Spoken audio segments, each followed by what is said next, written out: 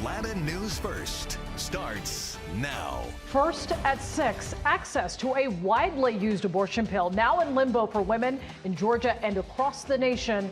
I'm Sean Gables. And I'm Rick Fulbaum. And new opposing rulings by two different federal judges, creating a lot of confusion and some uncertainty about the drug's availability. The medication, called mifepristone, has been on the market since 2000 after being approved by the FDA. It's used to end a pregnancy up to 10 weeks. The rulings come at a time when medication abortions are on the rise. Just look at this graph. You can see medicated abortions made up 53% of all abortions in 2020. This is according to Guttmacher Institute. That's way up from the 17% back in 2011. Atlanta News First, Patrick Quinn is live at the state capitol in downtown Atlanta, where we've had plenty of contentious abortion debates. And Patrick, these new federal rulings could have a big impact right here in Georgia.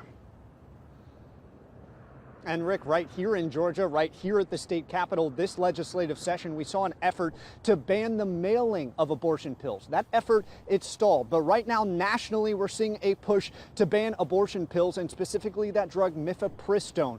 Leaders, federal officials today here in Atlanta, they said not so fast. Meanwhile, healthcare officials that I spoke with, they said all of this, the court battles, is creating confusion. I think everyone's confused. Women that need care, doctors and nurses that provide the care, lawyers who are arguing these cases.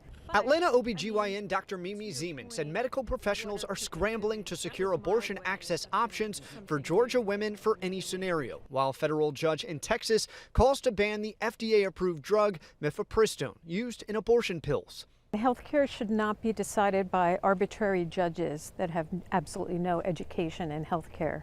Friday's ruling by Trump-appointed Judge Matthew Kacsmaryk is now being challenged by the Justice Department. The Secretary for the Department of Health and Human Services, Xavier Becerra, in Atlanta, said they'll use every tool they have to freeze any ban on abortion pills.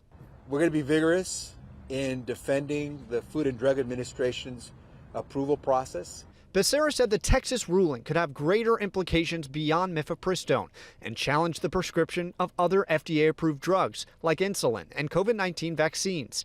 I called up constitutional law professor Allison Whalen at Georgia State. She said this case and this issue will likely have to be decided by the Supreme Court, what may not be good news for abortion advocates.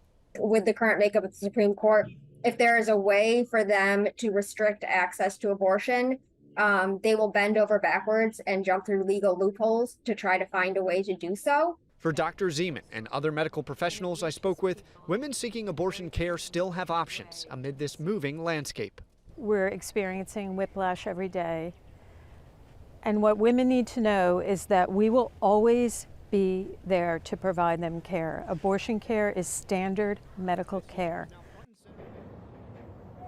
And again, today, the Justice Department, they appealed that Friday ruling from Texas. They asked the appeals court to make a decision on their appeal by Thursday at noon. Meanwhile, right now, mifepristone is available in Georgia statewide. Outside the state capitol, Patrick Quinn, Atlanta News First. Patrick, thank you.